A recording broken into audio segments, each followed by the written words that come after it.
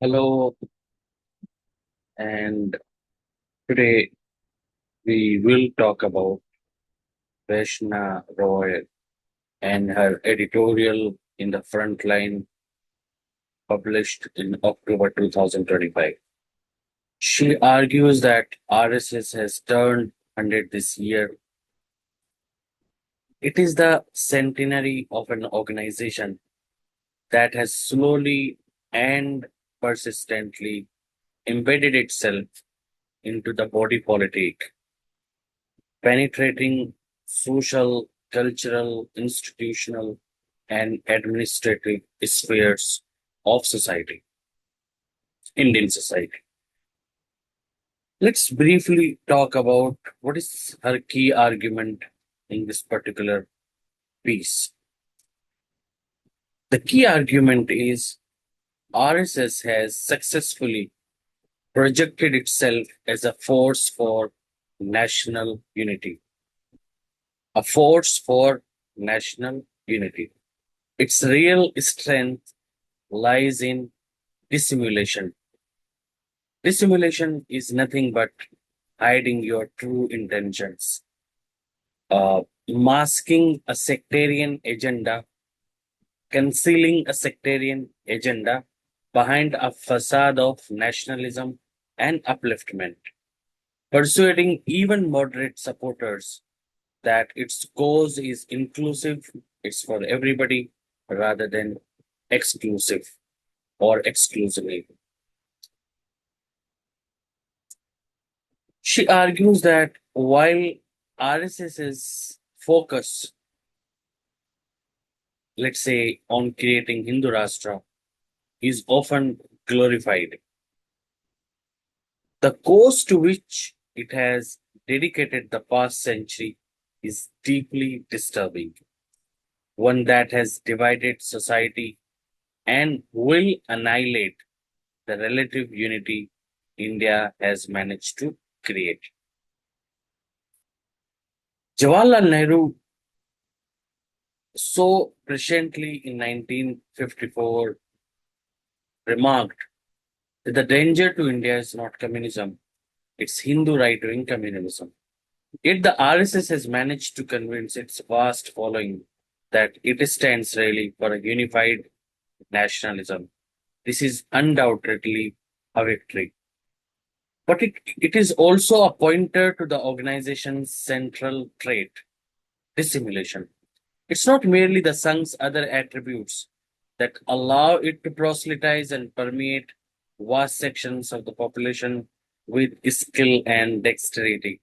It is the fact that it can conceal its divisive agenda with a false veneer of unification and upliftment, and it allows its more moderate supporters to delude themselves that the RSS as an agenda is not against anyone but only for Hindus. This unique ability of the RSS to mask its real intentions is a strategy RSS has perfected or has had to perfect from its inception in 1925. The organization has been banned three times in independent India.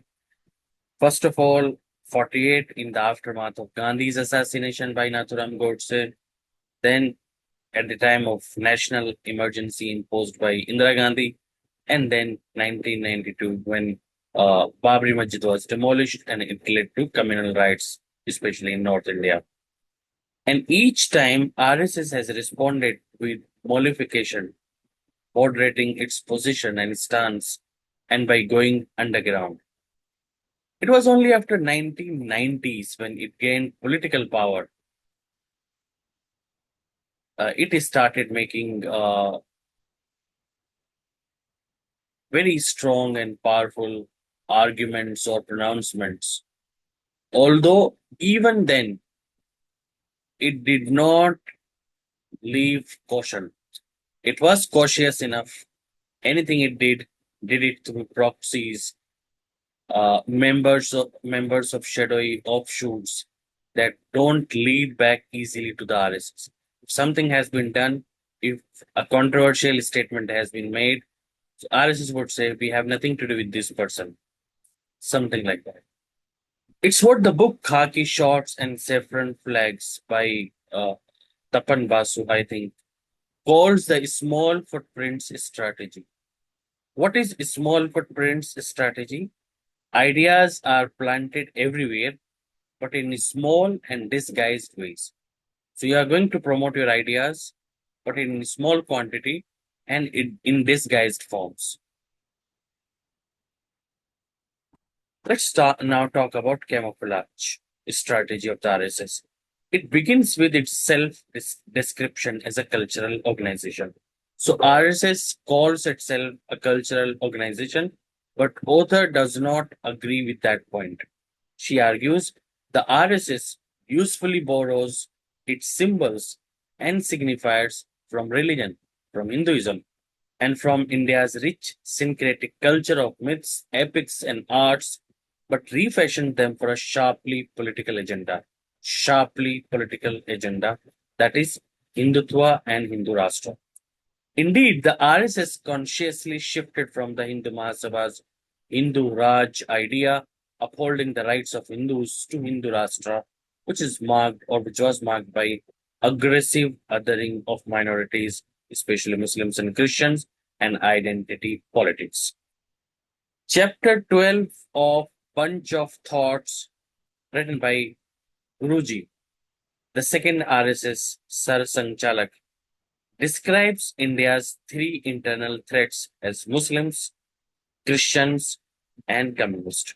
In 1991, Murli Manohar Joshi was reported to have said that neither Muslims nor Christians are acceptable with distinct identities of their own.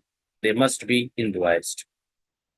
Hindutva itself is not about Hinduism at all. That is very important.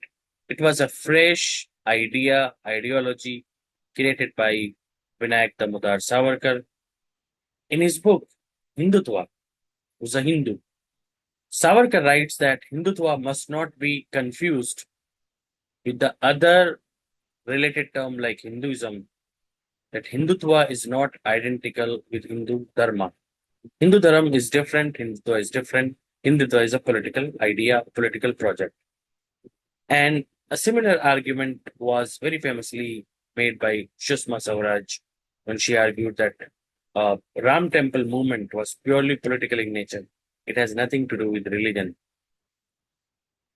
So the RSS and its political wing, the BJP, plug gods and religious devotion from their deeply embedded roots in Hinduism and use them as emotional tools to win political power, much like appropriating the Dalit icon Baba Sahib Ambedkar, who died in 1956, or Jharkhand's tribal leader Birsa Munda to influence specific voting blocks.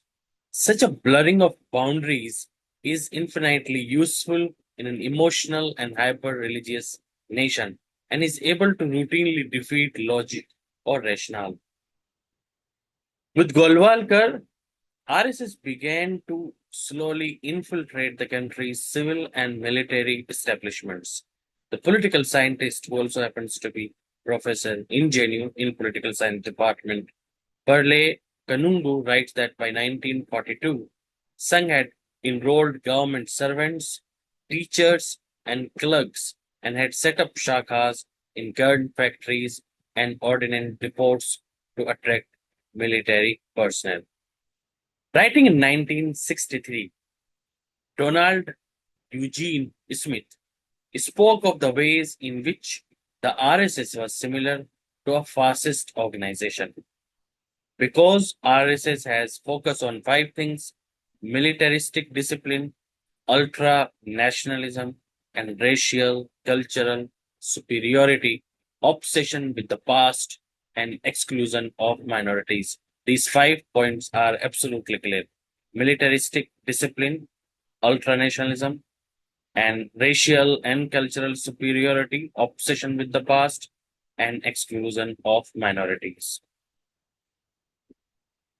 Now, all of these things we can see playing out in public domain.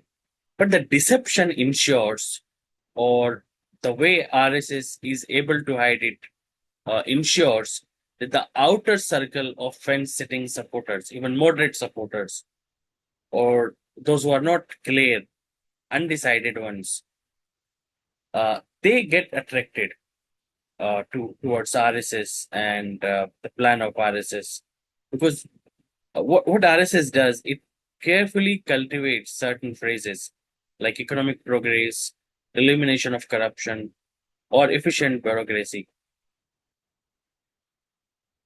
So ordinary people, they don't see RSS playing a role in directing state policy. Ordinary people don't get to read the Jansang's resolution on culture that was published in RSS Mouthpiece Organizer in 1957, which included education, for example, should be based on national culture. This national culture simply means Hindu culture. And Indian history should be rewritten. All ideas we see being implemented in the present. When migrant laborers are arrested or ejected in 2025 because of their language or religion, it's easy to forget what the RSS member and Jan Sangh politician Balraj Madhok wrote in 1969. It's the Hinduness or Hindutva of a man which makes him a national of India.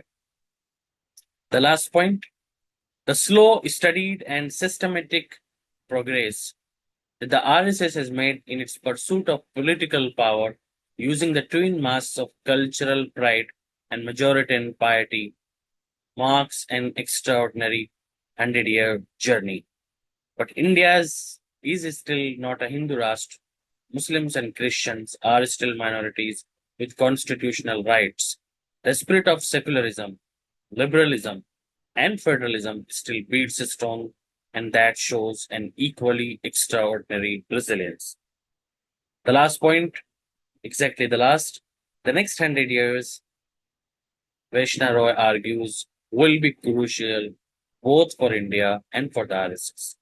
Thank you very much.